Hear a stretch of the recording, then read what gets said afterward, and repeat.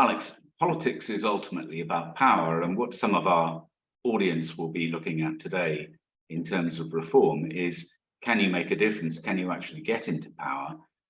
And they're looking forward to the next election, which we all believe is going to be less than 2 years. Well, it will be less than 2 years away. So how does reform intend to actually get to power in any significant form, given the first past the post system?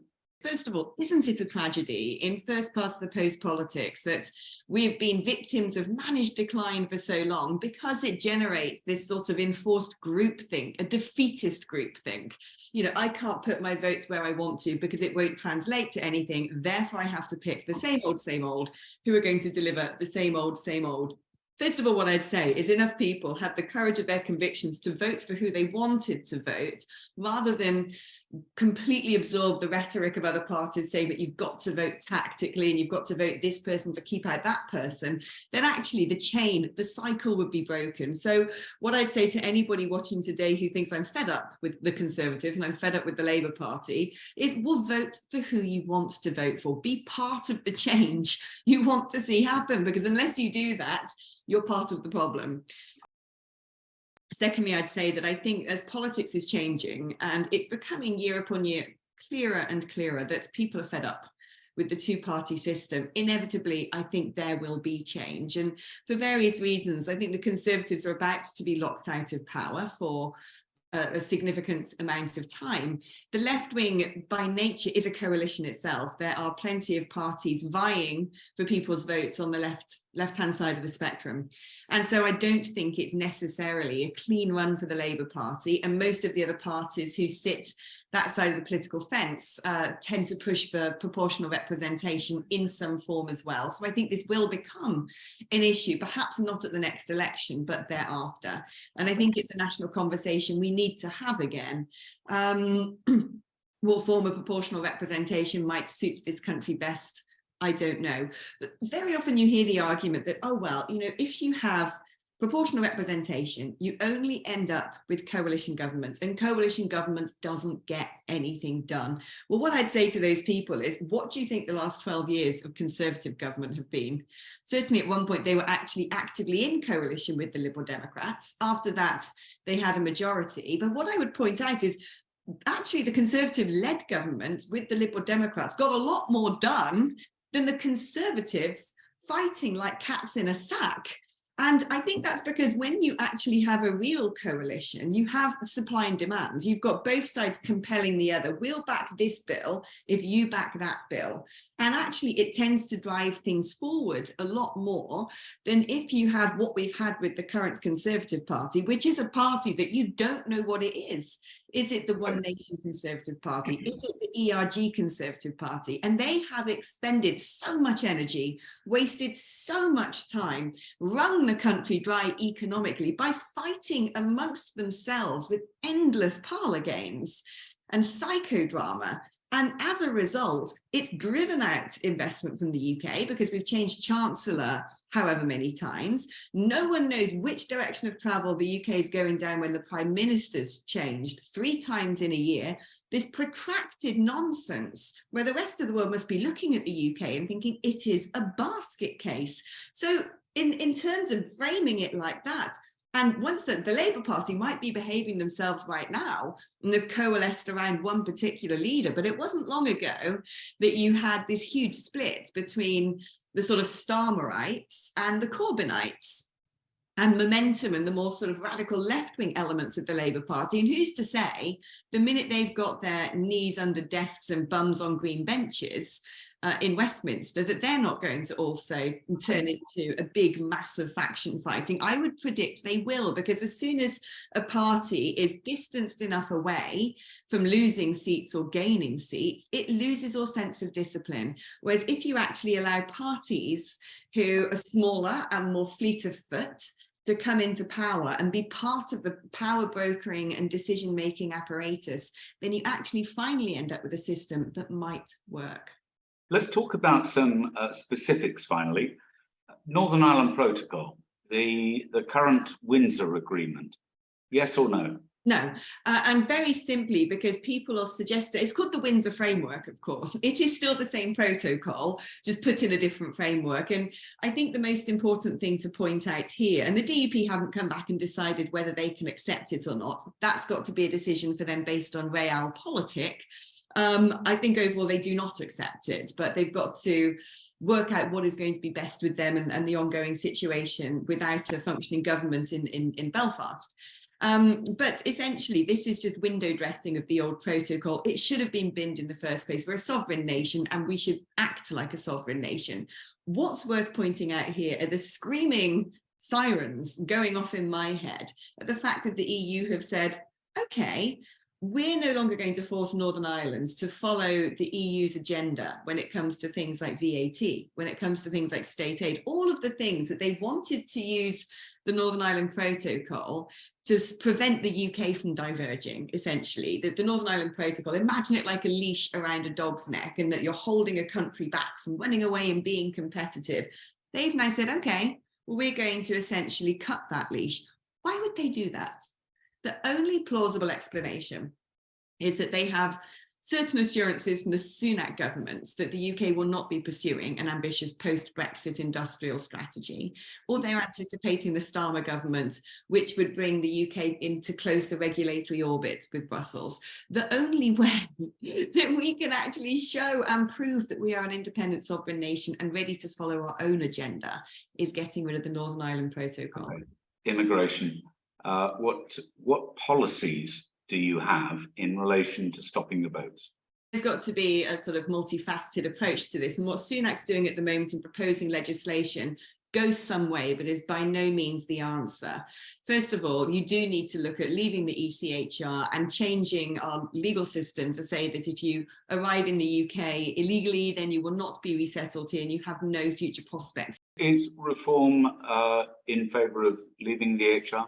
I think it's definitely, we need to have this debate because it's not just about the small boats. It affects all elements of public and private life in the UK. And as a sovereign nation, we need to be looking at making sure that the laws that are imposed on people in this country are laws that people in this country have voted for. The retained EU laws bill, which is currently held up in the Lords, what's Reform Party's view about that? Would you implement that?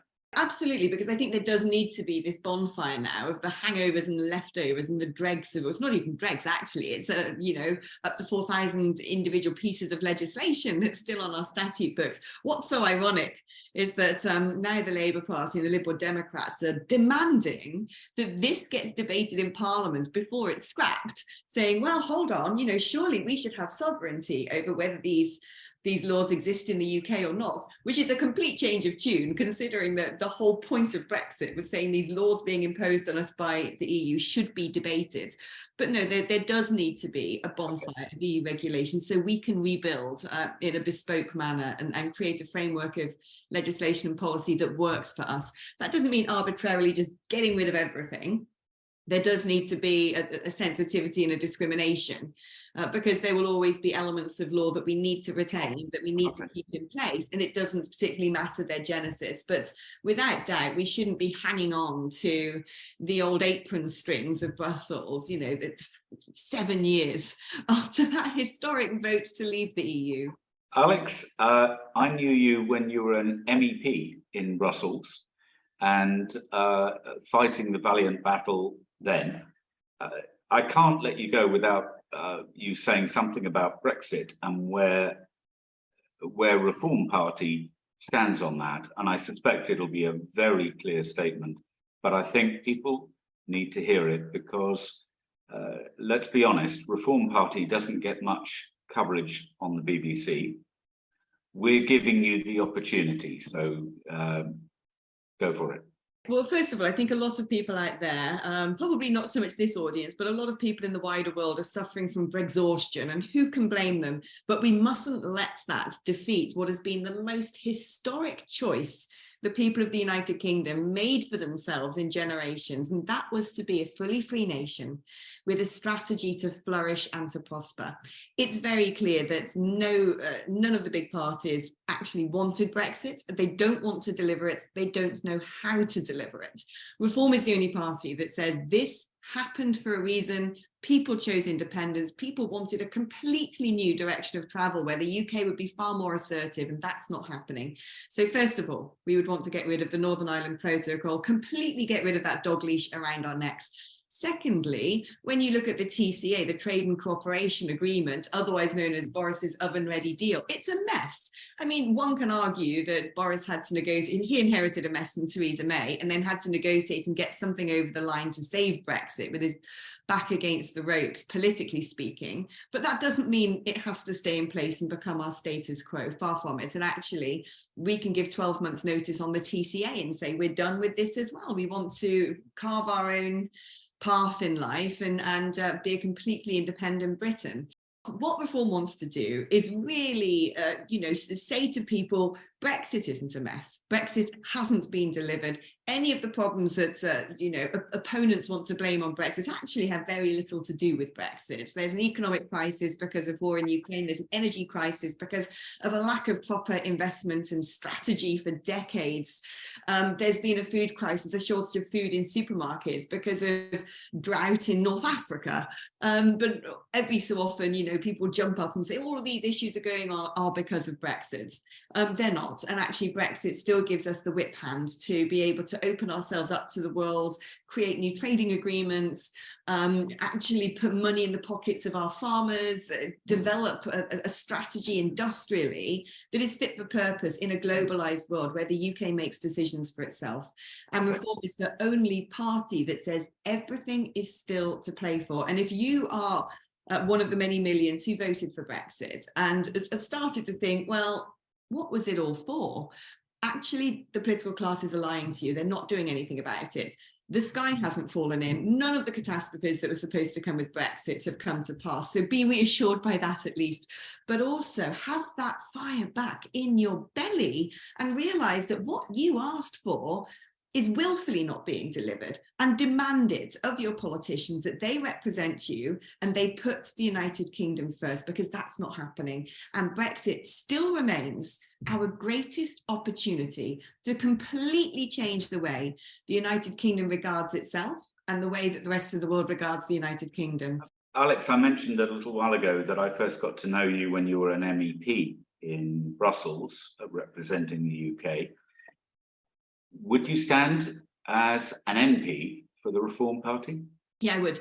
I absolutely would. You've got to put your money where your mouth is, as they say. It's not clear yet, I don't think, where are going to be the most favourable seat. A lot can change, of course. As somebody that is well known as a presenter, former presenter on GB News, that should put you in good stead.